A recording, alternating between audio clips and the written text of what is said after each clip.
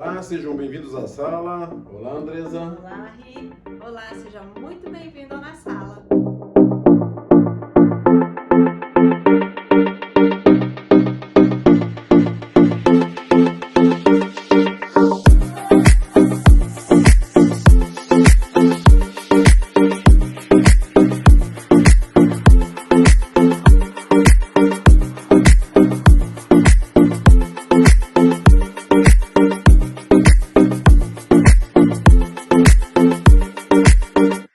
Nosso local de estudo semanal, onde nós seguimos aqui com você, estudando e meditando no livro de Atos. É sempre um prazer estar aqui com você, um privilégio que o Senhor nos dá, né? De podermos nos sentar e meditar na sua palavra e conhecer daquilo que Ele revelou para nós através das Sagradas Escrituras. E hoje a gente vai para o capítulo 6. Chegamos no 6. Vamos lá, né, Andresa? Vamos lá então? Então, só para a gente lembrar, até aqui nós já vimos duas tentativas de impedir o crescimento da igreja, né? Nós vimos ali a perseguição por parte dos líderes religiosos, prendendo, intimidando os discípulos ali naquele momento, né? E nós vimos também uma segunda tentativa de impedir o crescimento da igreja através da corrupção, né? Ali com aquilo que Ananias e Safira fizeram, ali mentindo ao Espírito Santo, como o próprio texto nos diz. A igreja então ela sofre ameaças de fora para dentro com essa perseguição, e ela sofreu também ameaças de dentro para fora com essa corrupção. Nada de novo, nada de diferente do que a gente vive hoje, né? Por isso que a gente diz assim, o livro de Atos é um manual para a igreja. É um manual para nós hoje, é um manual de como nós devemos nos portar como igreja do Senhor Jesus, né? Ela vai nos ensinar muitas coisas aqui. E aí a gente vai continuar vendo aqui agora nessa trajetória inicial da igreja de Jesus. No capítulo 6 nós vamos ver que a igreja agora ela vai ser ameaçada por uma coisa que não é uma coisa ruim, não é nenhuma perseguição, né, religiosa, ali como aconteceu aqui no livro de Atos, não é nenhuma corrupção, é uma coisa boa, é uma assistência social. Mas peraí, como é que uma coisa boa pode ser uma ameaça para a igreja? É isso que a gente vai entender aqui. Como é que essa coisa boa, que algo bom, algo legítimo, pode ser uma ameaça para a nossa vida como filho de Deus, como igreja do Senhor Jesus, né? É isso aí. É isso aí, vamos lá então. Pega a sua Bíblia, como a gente sempre diz, né? Faça suas anotações, leia com a gente, né? Leia em outras versões. Às vezes a forma da escrita é mais clara para o seu entendimento. Questione, pergunte, não vai dormir com a dúvida. Sem né? dúvida. Vamos saber Sem o que a dúvida palavra nenhuma. de Deus está dizendo. Então vamos começar a leitura ali no capítulo 6 do livro de Atos. Então, verso 1. Naqueles dias... Primeiro, o que é naqueles dias, né? Nesse tempo todo ali que está acontecendo essa perseguição, que está acontecendo essa intimidação e que os discípulos continuam falando da palavra de Deus, continuam falando de Jesus. Então no meio de tudo isso que está acontecendo, olhe como que a igreja está se apresentando. Naqueles dias, aumentando o número dos discípulos, houve murmuração dos helenistas contra os hebreus, porque as viúvas deles estavam sendo esquecidas na distribuição diária. Olha só, com o crescimento da igreja, e sempre foi assim, né? Isso que a gente está aprendendo aqui, cresce também as demandas da igreja. Esse crescimento que era gigante, né? A gente lembra lá de quando a gente começou a ler o livro de Atos, de 120, foi para 3.000, dali a pouco já eram mais de 5.000, e essa igreja continuou a crescer e crescer. E esse número, esse aumento dessa quantidade de pessoas, traz também, cada um de nós leva consigo para dentro da igreja as suas demandas, e essas demandas geram problemas. E esses problemas nós vamos ver aqui no livro de Atos que eles precisam ser resolvidos, eles precisam ser solucionados, né? Para que isso não vire uma bola de neve e isso vá trazendo mais e mais problemas para dentro da igreja. Só para a gente entender aqui um pouquinho, eu queria falar aqui do que está acontecendo, qual que é o problema, né, que o texto traz para a gente aqui. problema que está acontecendo aqui é que a viúva dos helenistas, tem algumas versões, aqui a minha fala, né, dos helenistas contra os hebreus. Algumas versões, não sei se é a que você tem aí na sua mão, ela vai falar das pessoas de língua hebraica e de língua grega. Por quê? Os helenistas eram judeus que não viviam mais na Palestina. Eram aquelas pessoas que haviam se dispersado e moravam em outros lugares e já nem falavam mais o idioma hebraico. E essas pessoas, lembram lá no Pentecostes, que a gente falou lá no começo, que quando, logo ali no dia da festa de Pentecostes, quando houve a descida do Espírito Santo e muitas pessoas foram convertidas, muitas dessas pessoas que moravam longe, não estavam ali em Jerusalém, não estavam dentro do território palestino ali, eles acabaram ficando ali.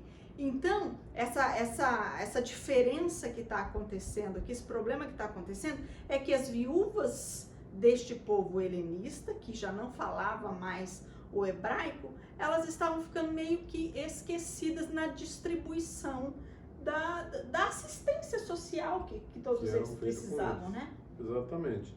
Eu vejo aqui, Andresa, uma coisa interessante, é que isso acontece hoje, né? Isso acontece hoje nas nossas igrejas. Muitas vezes existem pessoas lá que têm outros tipos de necessidade, né? E nós precisamos também atendê-las. Mas o que eu acho interessante, que eles já vêm na primeira forma que ele vem colocando isso, que é para chamar um pouco a atenção até nossa, sabe? Eu vejo assim, da importância, né?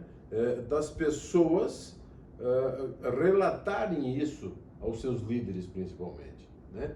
Porque o que eles fizeram foi isso, né? Eles começaram a ver um problema, né? E começaram a reclamar do problema. Isso, né? É isso que esse verso está falando pra exatamente. Gente, contando pra gente do problema que está acontecendo. Então, como que eu vejo assim, sabe, Andressa? Eu vejo muitas vezes as pessoas do próprio grupo da igreja e tal, eles veem alguma situação e eles não levam essa situação para o corpo da igreja, para os líderes, para os pastores ou coisa parecida. Uhum. Eu acho que tem uma importância muito grande da gente poder relatar, porque nem sempre o líder da igreja, nem sempre o pastor lá, ou os presbíteros, ou até mesmo os diáconos da igreja, eles percebem alguma coisa. Então, eu acho que existe aqui uma coisa muito interessante, que você deve, né? É um ensinamento para nós, assim, você diz, olha, está acontecendo alguma coisa, você está vendo que está faltando lá o alimento para o irmão, vamos conversar na igreja, vamos falar na igreja em relação a isso, né, Andresa? Conversar mostrar, sobre as coisas que exatamente, conversar o que deve estar acontecendo, porque nem sempre as pessoas enxergam tudo. Então, eu acho que eu tiro aí um aprendizado aqui, né? É interessante a gente falar também, que, né, a gente não pode esquecer que nós estamos falando da igreja de Jesus. Nós estamos falando de pessoas que criam em Jesus, de pessoas nascidas de novo. E isso está mostrando o que pra gente? Não são pessoas perfeitas, assim como eu, assim como Larry, assim como você que está aí do outro lado. Não somos pessoas perfeitas, temos muitas coisas a aprender diariamente nesse processo de santificação, de nos tornarmos semelhantes a Jesus. E esse relato que Lucas está trazendo aqui, ele está trazendo problemas rotineiros que acontecem hoje na nossa igreja. Era a primeira vez que isso estava acontecendo ali. De cara, a gente já está vendo que essa igreja tinha dois grupos distintos, os de língua hebraica e os de língua grega, né? Então a gente já vê que a panelinha não é novidade, mais ou menos, né? Não é novidade na igreja, e isso traz uma atenção pra gente, para que nós tomemos uma atenção com isso, sabe?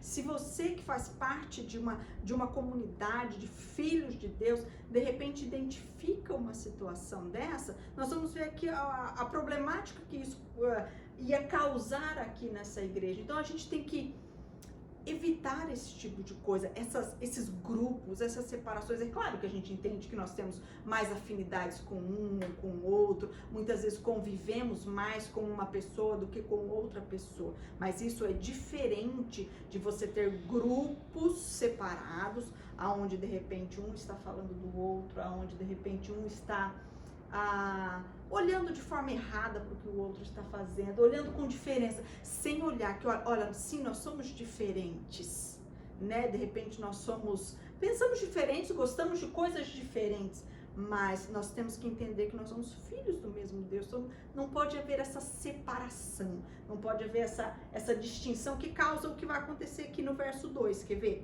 Vou continuar lendo.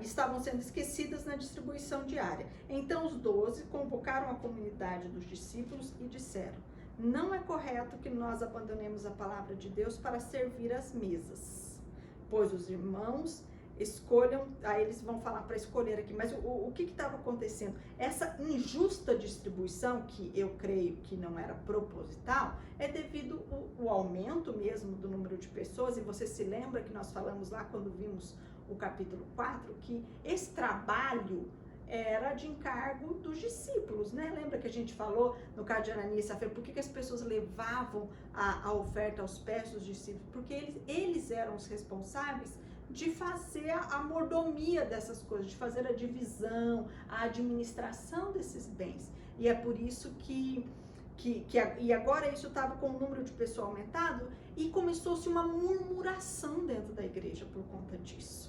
Entende a problemática de você não fazer aquilo que o Larissa está dizendo? Olha, está acontecendo isso, então vamos levar a quem possa resolver essa situação, vamos trazer isso à luz para que seja resolvido, porque isso estava trazendo um problema aqui.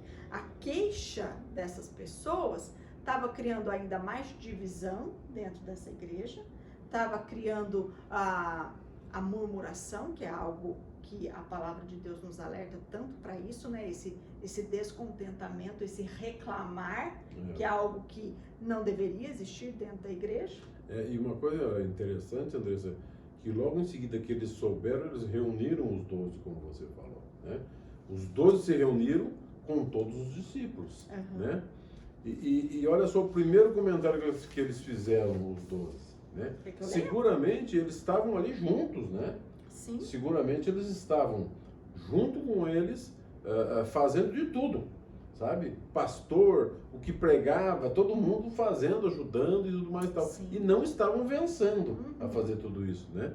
Então aí, olha o comentário, Anderson, até deixa que eu leio. Não é certo que negligenciamos a palavra, né? Negligenciamos aqui o ministério da palavra de Deus, né?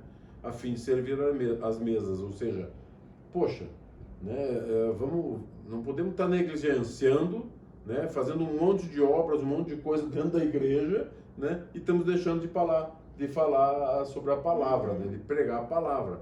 Então isso foi a primeira coisa que eles detectaram, né, Andressa? Sim. Como que é interessante, né?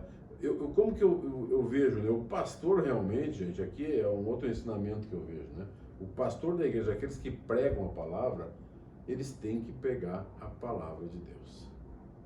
Esse é uma das coisas mais importantes. É uma coisa muito interessante aqui, né, Larry? Porque eles vão fazer isso aqui agora, e nisso que você está falando, né? Não significa... Eu vou até ler o texto aqui pra gente, verso 3. Ó. Por isso, irmãos, escolham entre vocês 7 homens de boa reputação, cheios do espírito de sabedoria, para os encarregarmos desse serviço. Quanto a nós, nos consagraremos à oração e ao ministério da palavra. Esses apóstolos aqui, esses discípulos, eles não negligenciaram o que estava acontecendo. Isso Exatamente. É algo primeiro, né? Eles tomaram uma atitude, agiram com rapidez, com sabedoria para resolver aquela situação aqui. E isso para nós é um guia prático para nós resolvermos problemas que acontecem hoje dentro da igreja, seja dessa natureza, seja de qualquer outra. Qual foi então a atitude deles? Eles reconhecem que existe esse problema, né? Eles entendem o problema, eles removem as reclamações, né? Vão dar solução para aquele problema, e depois a gente vai ver eles colherem os frutos disso. Eles entenderam que o perigo da murmuração o perigo que a murmuração podia trazer para dentro da igreja.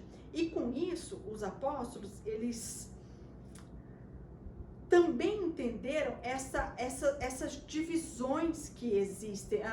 Acho que divisão não seria a palavra, existem coisas diferentes a serem feitas. É interessante que esse texto, ele não está dizendo para a gente que o servir à mesa, o que era o servir à mesa, né? O cuidar dessas coisas cotidianas da igreja, né? De repente, aqui no caso, a assistência social, mas é todo o corriqueiro Todo da o igreja, corriqueiro da o igreja. diário, né? Deixar as coisas arrumadas, limpeza, todas essas coisas. E aqui o texto ele não está colocando as funções em uma hierarquia de essa é melhor, essa é maior. Sim. Não, apenas existem divisões. Deus chama pessoas diferentes para funções diferentes. É isso que o texto está dizendo para nós aqui. Aqui nós estamos vendo, vamos dizer assim, Andresa, a primeira convocação dos diáconos, né? Sim. Dentro da igreja. Que é exatamente isso. Vamos desviar, não vamos nós nos desviarmos da palavra, nós vamos ficar orando e vamos pregar, e existem pessoas que nos ajudam a fazer isso dentro da igreja. Exatamente isso que acontece. Não é verdade? Então, essa é a função, né? Nós até vimos um resumo outro dia de uma pessoa falando sobre o que era o serviço da diaconia. E eu achei bem interessante aquilo que ele falou, né, Larry?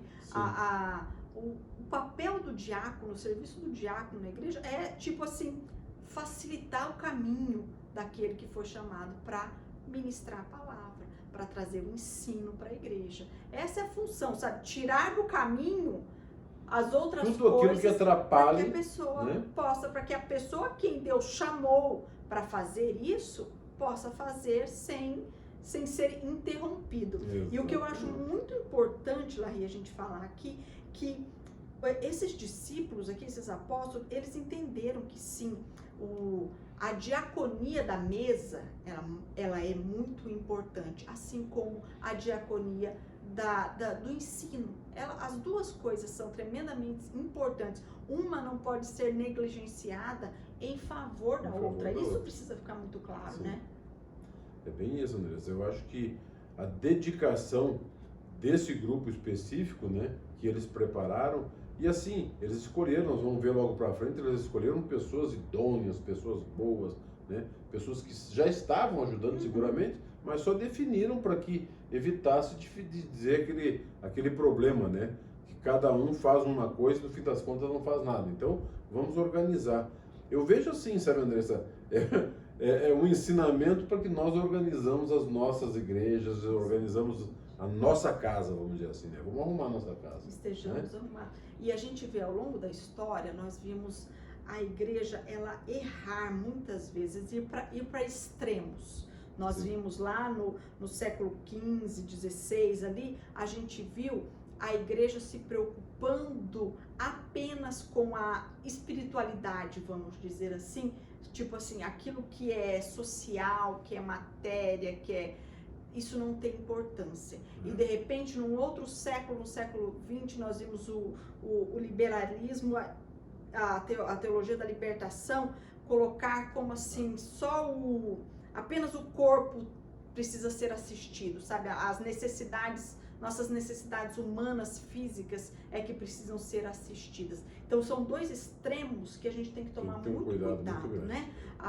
Jesus, ele na cruz, ele traz uma remissão total, né? É o nosso espírito, é o nosso corpo, é a nossa alma, então tudo precisa ser cuidado. Não adianta nós termos uma igreja com ensino, espiritualmente, mas as pessoas não estão sendo assistidas, as pessoas não estão sendo cuidadas, né? Então, essas duas coisas, elas precisam caminhar junto, como a gente estava dizendo, não é uma competição, né, de cargos eclesiásticos, são coisas diferentes.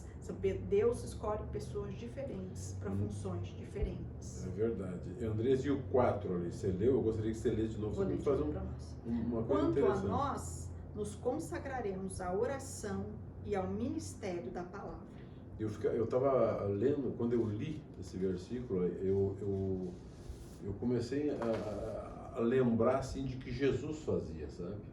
E o que Jesus fazia, né? Jesus, ele se dedicava a orar e a falar na palavra de Deus, sabe? Eu achei muito bonito essa passagem ali, assim, porque no meu coração eu senti isso, sabe? Olha só que coisa linda, né? Eles vão passar algumas coisas lá para os discípulos, como tinha Jesus, né? E eles vão seguir orando, e eles tinham esse entendimento, né? Que muitas vezes nós hoje, né? A gente não vê isso, né? sabe, aquelas pessoas se preparando para falar a palavra de Deus, orando, colocando na presença de Deus, sabe? É totalmente diferente. E a gente vê, quando a gente vai num culto, Andresa, quando a pessoa está preparada, foi uma pessoa que orou, que entrou, sabe, em oração num bom tempo, estudou a palavra, a gente sente no coração que é bem diferente realmente, né? Como é legal isso. É como Paulo fala, né? Que se afadiga no estudar a palavra. E aqui eles estão mostrando, uma vez, em resumo, no 4, né, eles estão mostrando mais uma vez a importância que existe dessa dedicação, de estar orando e falando da palavra, e pregando a palavra, né? Então é importante nós sabermos que o ministério das mesas, ele não substitui o ministério da palavra, nem o ministério da palavra substitui o ministério da mesa, né? A diaconia da mesa, a diaconia da palavra. Ambos, as duas diaconias, elas precisam, elas servem para adorar a Deus, para servir a Deus e ao seu povo. E para essas duas funções aqui, como nós estamos falando só dessas duas coisas, ela precisa de pessoas cheias do Espírito Santo. A pessoa ela precisa ser tão cheia do Espírito Santo para ensinar a palavra, para ministrar a palavra, como para a diaconia da mesa, exato. O serviço social, aquilo que Muito ele tem legal. que cuidar. Não é diferente. É bem isso Exige a mesma coisa. Precisam ser homens e mulheres cheios do Espírito Santo de Deus. E não é nem maior e nem menor, né, Andressa? Tem que andarem juntos. A Essa única é a verdade. diferença é como esses ministérios são assumidos, né? Os dons, talentos, chamados diferentes que Deus tem para cada um de nós. Só isso, essa é a única diferença. Mas todos são igualmente importantes. Todos são para servir a Deus e ao seu povo. E todos precisam que cada uma dessas pessoas sejam pessoas cheias do Espírito Santo de Deus. Tem que ser, senão também não suporta, né? Não, Isso é também, bem isso também mesmo. tem isso. Aí acaba fazendo as coisas e reclamando, ou faz a coisa e olha para aquele que não está fazendo, né? Existe muito dessas coisas, ó, porque eu tô aqui fazendo isso aqui, aí agora eu quero que todo mundo faça aquilo. Não, Deus chamou você para fazer aquilo. Faça você o que Deus te chamou e deixe que Deus... Faça tranquilo. Deixe que o outro faça aquilo que Deus chamou ele para fazer. Desde né? que Deus, ou Deus ensina para ele, ou Deus trata ele, né? É isso bem aí. isso. Vamos lá no 5, bem- então. O parecer agradou a todos, então elegeram Estevão, homem cheio de fé e do Espírito Santo, Filipe, Prócoro, Nicanor, Timão, Parnéias e Nicolau, prosélito de Antioquia. Olha que interessante, né? Antes da gente falar dessas pessoas aqui, a gente tem que entender que essa decisão que os apóstolos tomam aqui diante da situação que se apresentou para eles, foi um divisor de águas. Até então não existia isso na igreja. Não existia essa como você estava falando no início ali, né? Eles faziam tudo que acontecia. Então isso é um divisor de águas na história da igreja. A partir desse momento é que fica separado isso, é que fica que aqui, ó, Deus te chamou para ir para a esquerda, então você vai se dedicar em andar na esquerda. Deus te chamou para fazer isso aqui, então você vai se dedicar para fazer isso aqui. Eu fico, né, a gente vai falando e conversando, né, e realmente a gente vai aprendendo cada dia mais, né, porque é exatamente o que você falou, né, Andressa, que tem que ser pessoas que tenham, né, o Espírito Santo, que sejam pessoas com fé, tá ali, né, inclusive eles ficaram, ó, homem cheio de fé e com o dom do Espírito Santo, né. Tem toda uma característica aqui, É uma né? característica, né, uma característica, eu acho muito interessante. E é bem isso que você falou, sabe, Vanessa? Até eu vou repetir porque os nossos diáconos vão estar escutando, né?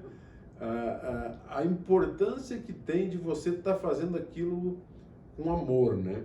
E tem uma pessoa na igreja que ele fala para mim isso, sabe? Na nossa igreja, particularmente, ele fala assim, olha, é cansativo. Às vezes dá muito trabalho e tudo mais e tal, mas ele falou uma coisa muito legal para mim. Ele disse assim, olha, quando eu fecho a porta da igreja, né?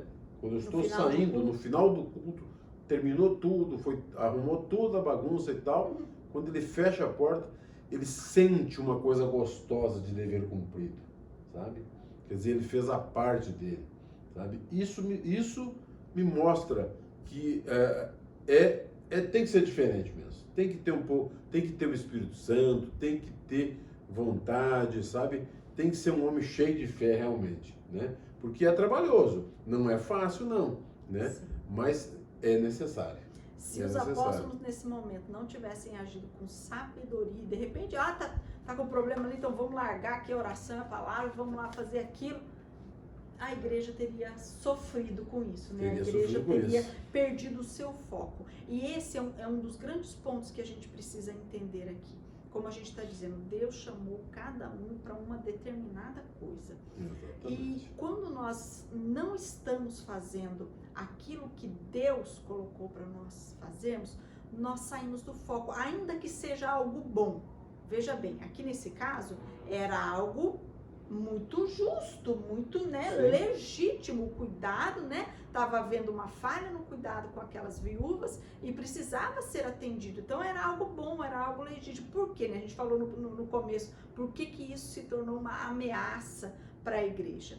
Porque a partir do momento em que o meu foco não está naquilo que Deus me chamou para fazer, eu vou ter muitos desvios, eu vou estar fora eu vou tirar o meu foco daquilo, sabe? As distrações que podem ocorrer quando eu não estou fazendo aquilo para que Deus me chamou para fazer.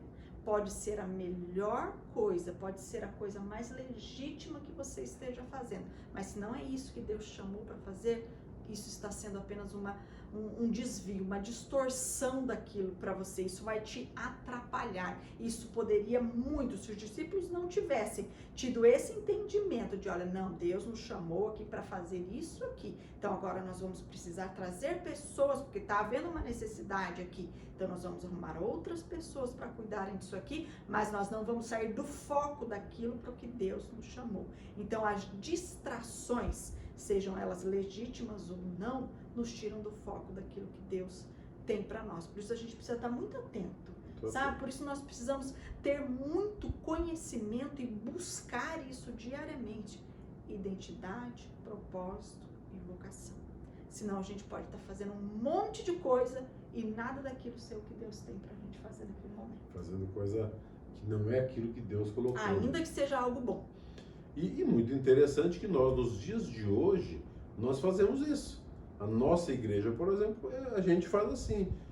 Não é o pastor que escolhe, não é os presbíteros que escolhem, mas são as pessoas da igreja. A gente vai conversando. Falou, né? As pessoas da igreja, exatamente. Então a gente vai conversando. Olha, nós precisamos mais, né? O pastor lá entende que precisa mais diáconos na igreja. Então a gente vai no meio do povo, vai conversando.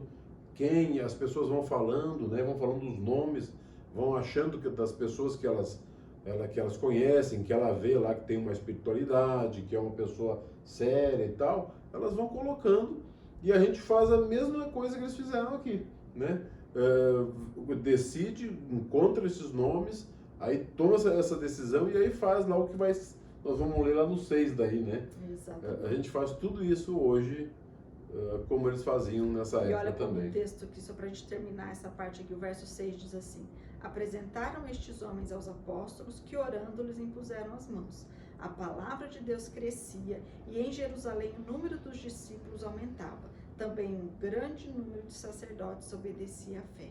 Então, uma decisão tomada baseada na palavra de Deus, de acordo com os princípios bíblicos, traz solução para a igreja, traz alegria para a igreja, né? As decisões tomadas em conformidade com a palavra de Deus, elas agradam a igreja do Senhor também, agradam a Deus e agradam a igreja de Jesus. Quando os líderes da igreja são governados por princípios de Deus, por valores de Deus, eles tomam esse tipo de decisão. O trabalho, ele vai sendo dividido, não pesa para ninguém, as coisas são feitas com alegria, com harmonia, não há injustiça como o que estava acontecendo ali, não há espaço. Quando nós focamos em gerir as coisas, cada um no seu quadrado, cada um no seu chamado, na sua vocação, baseado na palavra de Deus, nos princípios, nos valores que a palavra de Deus nos ensina, tudo vai se encaixando, tudo vai se colocando no seu lugar. É bem isso mesmo. Eu até penso assim, né, Andressa? Quando a igreja ela cresce com estrutura, né? Quando a gente fala assim, ela cresce com estrutura, Sim. né? Além de estar seguindo diretamente aquilo que Deus nos ensina a fazer, a gente busca, né? E a gente entende que realmente é isso que tem que ser feito. E aí vamos lá, abençoamos aqueles que foram escolhidos, colocamos eles para fazer aquilo que tem que ser feito, ensinamos. Resolve-se as tensões.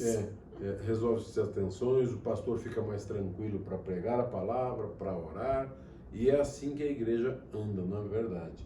E é isso que nós vamos aprendendo aqui, né, Andressa? Cada um fazendo a sua parte Cada dentro do um corpo. fazendo a sua parte dentro do corpo, nós vamos aprendendo cada vez mais.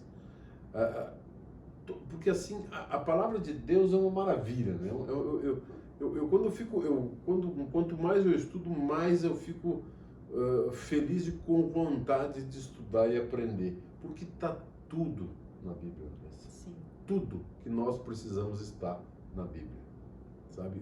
Deus colocou para nós, não é por nada, gente. A gente tem que estar olhando, aprendendo cada dia mais, Andressa. É impressionante. Como é que está o nosso horário? Também está chegando. Já chegou ao fim ali. Estamos chegando ao fim. Gente, eu quero agradecer a vocês. Essa semana que vem nós vamos falar um pouquinho do Estevão, né? E mais, vamos entender algumas coisas muito interessantes. Eu estive lendo hoje sobre aqui para frente tem coisas muito boas para nós aprendermos. Vamos continuar aprendendo como é ser a igreja de Jesus. Vamos aprender cada vez mais. Obrigado por esse momento. Eu gostaria de orar por vocês. Feche os seus olhos. Que o Senhor nosso Deus possa nos confortar e nos dar a direção e o entendimento e a sabedoria de como nós devemos fazer e como nós devemos falar. E muitas vezes como nós devemos mostrar algumas coisas que dentro da própria igreja tem tido algum desvio ou alguma coisa, que o Senhor possa estar nos dando a luz, nos dando direção, nos dando entendimento de falar e para quem poder falar sobre essas dificuldades. Que o Senhor possa nos ensinar e possa nos mostrar os caminhos que nós devemos seguir. E que principalmente, Pai, é o que eu quero lhe pedir nessa noite, que os nossos pastores, aqueles que levam e pregam a sua palavra, que eles possam estar cada dia mais livres para falar aquilo que o Senhor tem para que eles falem para o seu povo, Pai. Nós agradecemos, Senhor, porque sabemos que é o Senhor quem controla todas as coisas. Te damos graças, pedimos a tua bênção no nome de Jesus. Amém. Amém. Amém. Vem para a sala. Te esperamos na semana que vem. Vem para a sala.